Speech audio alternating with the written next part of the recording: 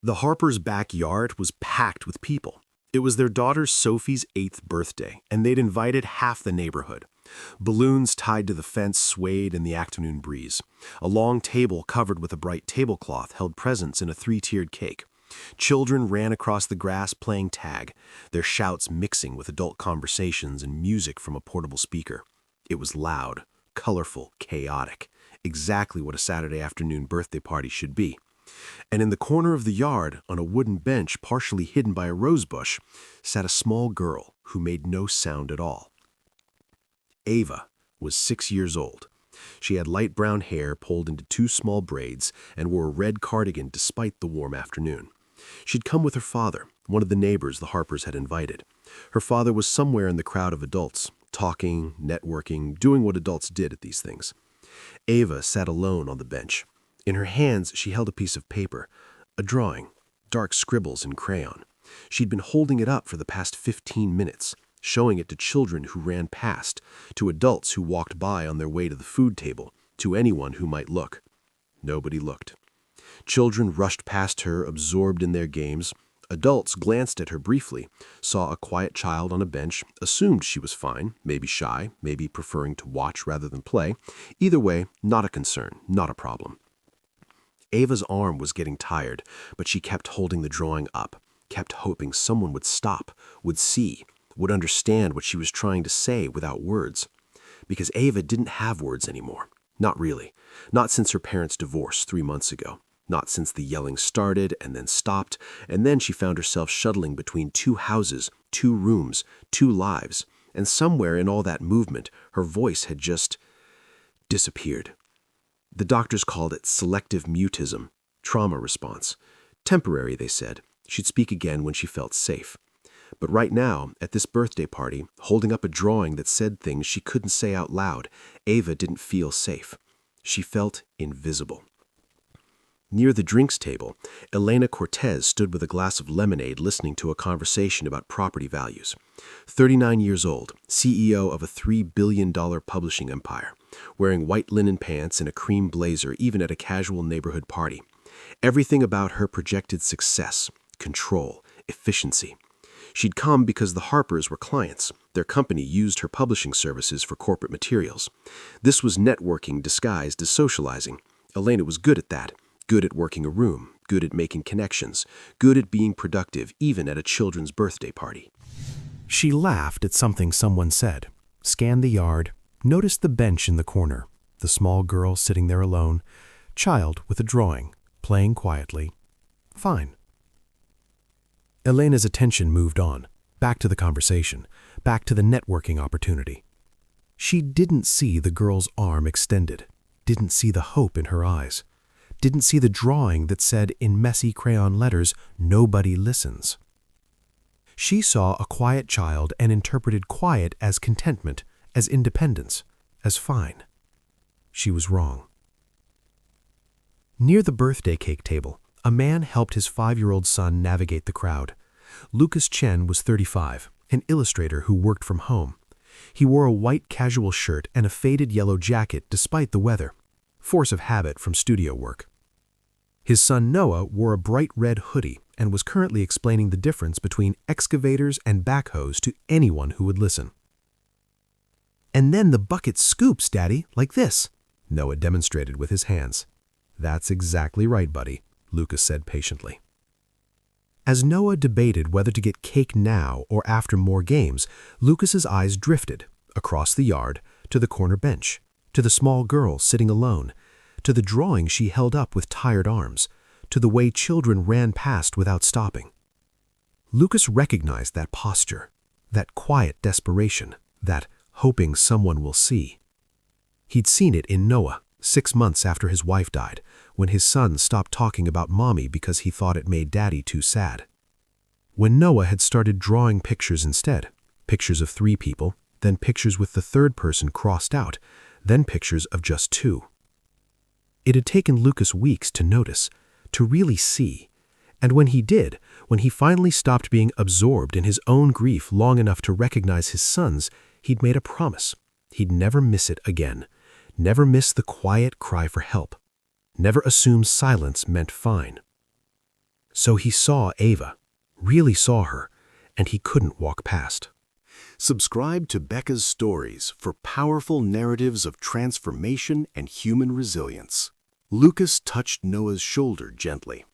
"Hey, buddy, see that girl on the bench? I think she wants to show someone her drawing. Can we go look?" Noah followed his father's gaze across the yard, nodded seriously. "Okay, Daddy." They walked over, weaving through clusters of adults and dodging running children. Lucas didn't rush, didn't make sudden movements. He'd learned that quiet children startled easily, needed space, needed to not feel overwhelmed. He approached the bench slowly, knelt down beside it, putting himself at Ava's eye level, non-threatening. "Hi," he said softly. Then, seeing how she flinched at the greeting, how the party noise seemed to make her smaller, he changed approach. He didn't speak. Instead, he simply extended his hand, palm up, a silent question. "Can I see?" Ava looked at him, really looked. This man had stopped, had knelt down, was waiting patiently without demanding words she didn't have. Slowly, carefully, she handed him the drawing. Lucas studied it. Dark scribbles, heavy pressure, and in the middle, those words, "Nobody listens." He didn't say, "That's nice," or "Good job," or any of the dismissive phrases adults usually offered children's art. He didn't ask, "What's wrong?" or "Are you okay?" because clearly she wasn't okay, and clearly asking would require words she couldn't give. Instead, he pulled a small notepad from his jacket pocket, always carried it for sketching ideas. He took a crayon from the box beside Ava on the bench. She'd brought her own, he noticed, and he drew. A simple stick figure, with big ears, and a speech bubble that said, "I'm listening." He showed it to Ava. Her eyes widened, then filled with tears, but she didn't cry, just nodded, small, grateful. Lucas drew another picture. 2 stick figures, one small, one tall, holding hands. The speech bubble above the tall one said, "You're not alone." Ava reached for her own crayons, started drawing back, a response, a conversation without words. Noah, watching his father, understood immediately. He climbed onto the bench too, sitting on Ava's other side, and pulled out a small toy truck from his pocket. He set it gently on the bench between them, an offering, giving the girl space, but also showing her, "It's okay to sit here. We're staying." Across the yard, Elena had excused herself from the property values conversation. She needed to check her phone, a message from her VP that required attention. She walked toward a quieter spot, away from the speaker's music. And then she saw them. The bench in the corner, a man kneeling beside it, his son sitting on it, and the quiet girl from before. The 3 of them together, drawing, silent, connected in the middle of party chaos. Elena paused, watched. Something about the scene pulled at her, made her uncomfortable, made her stop. The man was showing the girl his drawings. The girl was showing him hers, back and forth, a conversation conducted entirely in crayon and paper. Noah was showing him his truck, pointing to parts, and the girl was nodding, smiling slightly. No words, just presence, just seeing. Elena watched for 2 minutes, 3, couldn't look away. And slowly, with growing horror, she realized she'd walked past this bench multiple times, had seen this girl holding up that drawing, had made a choice, unconscious but real, to interpret her silence as fine, had chosen not to stop, not to see, not to understand. The girl's quiet hadn't meant contentment, it meant invisible, and Elena had confirmed that invisibility by walking past. Lucas and Ava had covered the bench with drawings now, a conversation unfolding in pictures. Around them, the party continued, children playing, adults talking, music playing, but on this bench in the corner, a quiet island of connection had formed. Ava drew, a house split in 2, mommy in one half, daddy in the other, a small figure in the middle, alone. Lucas didn't ask questions, just drew his response. 2 houses, and a bridge between them, and the small figure walking back and forth on the bridge, still connected. Ava stared at that drawing for a long time. Then she drew another, the small figure with a line through her mouth, an X, no words. Lucas drew the small figure with a big heart instead. Words inside the heart. Feelings don't need voices. Ava put her hand over her heart, nodded. Lucas saw tears sliding down her cheeks now, but she wasn't making a sound. Silent crying. The kind that happened when you'd learned nobody came when you cried out loud. "You're very good at drawing," Noah said softly to Ava, breaking the silence gently. "I like your colors." Ava smiled at him, small but genuine, drew a quick picture. 2 children, one in a red hoodie, one in a red cardigan. Friends. Noah beamed. "We match." Elena was still watching from her spot near the drinks table, frozen, unable to move away, unable to stop witnessing this quiet miracle of connection happening on a party bench while chaos swirled around them. The hand hadn't tried to fix the girl, hadn't demanded she speak, hadn't told her it was okay or asked what was wrong or done any of the things Elena would have done if she'd stopped. He'd just sat with her, drawn with her, met her in her silence instead of demanding she come to his noise. And it was working. The girl was communicating, connecting, being seen. Everything Elena had failed to do by walking past. Elena's phone buzzed, a text from her VP of Acquisitions, a question about a manuscript they were considering. Elena looked at the screen, started to type a response, then stopped, looked back at the bench, at the drawings, at the way the man was fully present, not distracted, not multitasking, not treating this child like an interruption to his day. She put her phone in her pocket and kept watching. After 15 minutes, a woman approached the bench, 30-something, tired-looking, searching the yard with worried eyes. She saw Ava, and relief washed over her face. "There you are, baby. I've been looking everywhere. You can't just wander off to corners like that." Ava looked up at her mother, didn't speak, just started gathering her drawings. Lucas stood, extending his hand to help Ava organize her papers. She took it, then, instead of letting go, she held on for an extra second, looked at him, and whispered, barely audible over the party noise, the first words she'd spoken out loud in weeks. "You stayed. Nobody stays." The words landed like a stone in Elena's chest from across the yard, even though they weren't meant for her. "You stayed. Nobody stays." Lucas knelt down one more time. "I'm glad I stayed. And Ava, your drawings are important. Keep making them. Keep telling your story, even without words. Someone will listen. I promise." Ava's mother looked confused. "I'm sorry, did she speak? She hasn't spoken in months.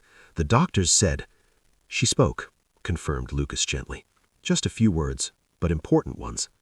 The mother's eyes filled with tears. "Thank you. I don't know what you did, but thank you. I just listened. That's all she needed. Someone to listen, even to silence." The mother nodded, overwhelmed. She took Ava's hand. As they walked away, Ava turned back, waved at Lucas and Noah. A small goodbye, a recognition. Noah waved back enthusiastically. Lucas smiled. And Elena, standing near the drinks table watching from across the yard, felt something crack open in her chest. A recognition, a shame, a memory. Elena had been that child once. The memory hit her without warning, sharp, painful, clear. 2nd grade, Mrs. Patterson's class, Elena sitting in the back row with her hand raised. She'd read 3 chapters ahead in the reading book, had questions, thoughts, ideas. Mrs. Patterson never called on her, called on the loud kids, the ones who shouted answers, the ones who demanded attention. Elena eventually stopped raising her hand, stopped trying, became quiet. And when her parents asked how school was, she said, "Fine," because that's what quiet kids said. Fine. Good. Okay. Nobody pushed. Nobody looked deeper. Quiet was easy. Quiet was convenient. Quiet was assumed to be contentment. But Elena hadn't been content. She'd been invisible. And that invisibility had hurt more than she'd let herself remember. Until now. Standing in a bookstore, watching a man give a quiet child what no one had given her, the space to be silent and still be heard. Elena walked toward them. Lucas was helping Noah choose a book. Ava and her mother had left. "Excuse me," Elena said, her voice not quite steady. Lucas looked up. "Yes? That girl, the one you were drawing with, how did you know she needed someone to stop?" Lucas studied Elena, saw the expensive clothes, the phone, the way she held herself like armor. She was holding up a drawing, showing it to everyone who passed. That's not playing, that's asking for connection. "I walked past her," Elena admitted. The words came out before she could stop them. "3 times. I saw her and I thought she was fine, playing quietly. I didn't realize—" She stopped, couldn't finish. Lucas's expression softened. "Most people don't realize. We've been taught that quiet kids don't need help, that silence means they're okay. But sometimes silence means they've given up on being heard. How do you know the difference?" "You stop," Lucas said simply. "You look, really look. Not just see, but witness. Pay attention to what they're trying to tell you, even without words. That girl had drawings spread around her, art supplies, a picture held up like an offering. Those were all words, just not spoken ones." Elena nodded slowly. "I run a publishing company. We publish thousands of voices every year. Stories, memoirs, essays.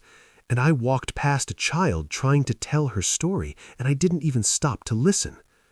"So next time," Lucas said gently, "you'll stop." "Next time," Elena echoed, but it sounded hollow, because next time didn't erase this time. Didn't erase the 3 times she'd walked past that bench. Didn't erase the choice she'd made to prioritize her comfort, her networking, her assumption over a child's need. Lucas picked up Noah. "We should find the birthday girl, say goodbye. But hey, you recognized what you missed. That's the first step to not missing it again." They walked away, father and son, Noah chattering about the trucks he'd shown Ava, Lucas listening patiently, fully present. Elena stood alone near the corner bench. The party continued around her. Laughter, music, conversation. Surrounded by celebration, completely isolated. And she'd walked past a 6-year-old trying to tell her story 3 times while networking. The hypocrisy was staggering. Elena didn't stay at the party. She made polite excuses, left early, sat in her car in the driveway for 20 minutes, staring at nothing. Then she pulled out her phone, but instead of checking emails, she opened her notes app and started typing. Ways I missed her. Didn't stop when she held up drawing. Assumed quiet equals fine. Prioritized networking over presence. Saw her 3 times, chose not to see. Why I missed her. Busy mindset. Uncomfortable with silence.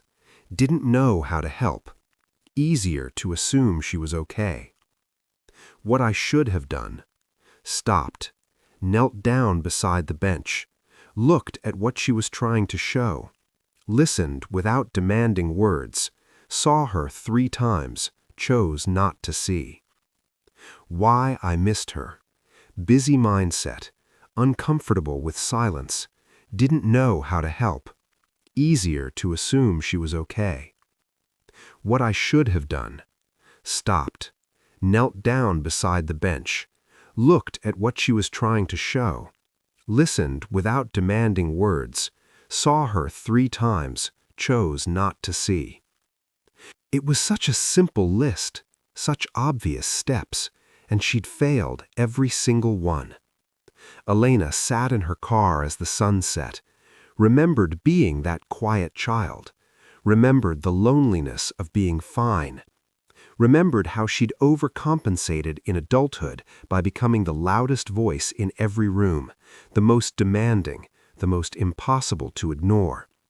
She'd built an empire on making sure she was never invisible again, and in doing so, she'd learned to walk past every quiet person trying to be heard. The irony was brutal. Monday morning, Elena called a meeting with her children's book division. "I want to start a program," she said. "Silent stories. For community events, book fairs, library programs. Staff training on recognizing quiet kids who need connection. Not intervention, not fixing, just presence. Someone to notice, someone to sit with, someone to not walk past. Her team looked confused. Like a literacy program? No, Elena said, like a humanity program. We publish children's books. We tell stories about kids being heard, being seen, being valued. But those stories don't matter if real kids at real parties are sitting alone trying to show drawings to people who won't stop. So we're going to train people to stop, to see, to be present. Over the next weeks, Elena learned what presence actually meant. She attended community events, book fairs, school gatherings, watched, learned to recognize the quiet kids trying to be heard, the ones holding drawings like offerings, the ones sitting alone but glancing up hopefully when adults passed. She learned to stop, to kneel, to ask without words, "Can I sit with you?" Most kids just wanted someone to stay, someone to witness, someone to not walk past. It was that simple and that profound. 3 months later, Elena was at a different community event, a school book fair fundraiser. Families everywhere, noise and movement and energy.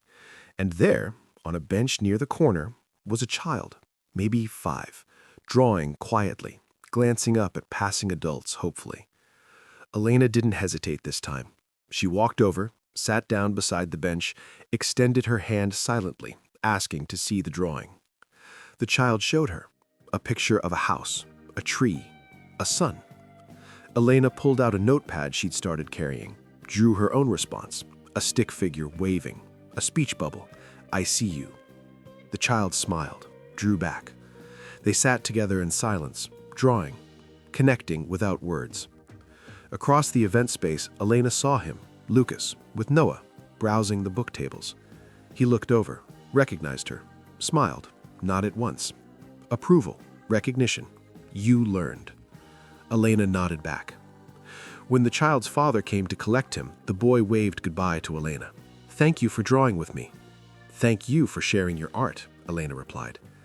After they left, Lucas walked over. "You came back." "I did. I'm trying to not miss it anymore. The quiet ones, the invisible ones, the ones trying to tell stories nobody stops to hear." "That's good," Lucas said simply. "Really good."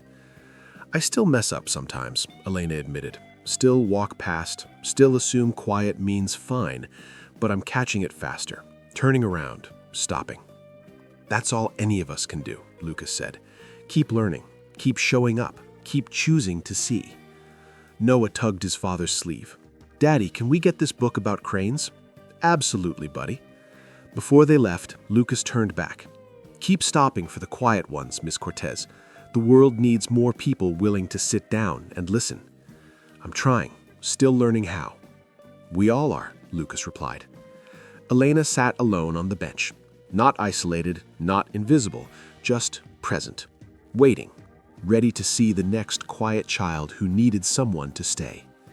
And every time she stopped, every time she sat down, every time she chose presence over networking, she remembered. A girl with dark crayon drawings at a birthday party, a man who spoke without words, and the moment she realized that the loudest stories are sometimes told in silence, if only someone stops long enough to listen. Sometimes we walk past quiet children and assume silence means they're fine. But sometimes silence means they've given up on being heard. And sometimes all it takes to change everything is kneeling down and asking, without words, "Can I see?" If this story touched your heart, please subscribe to Becca's Stories for more emotional storytelling. Copyright and content notice. This work is fully original. AI tools support our process, but are not used to copy or plagiarize copyrighted material. All stories are fictional and not intended to represent real people, groups, or events. Any resemblance is coincidental.